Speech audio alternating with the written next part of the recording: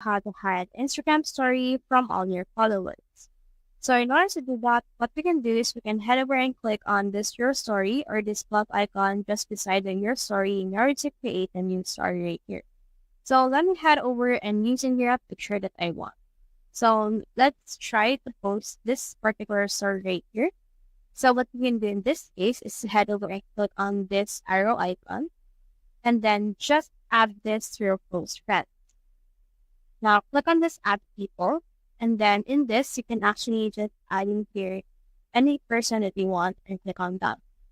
Don't worry because we should be able to alter it later. Now in here you can see that it will post your story. Once it's been posted, you can click on this star icon or this close friends. Now click on this edit your close friend list. Now in here we can remove all of the keeper and click on done. And then on this case, only us will be able to see the story. But that's the whole problem. If you have problems with your partners, you can leave a like or subscribe. It helps me reach more people. Please.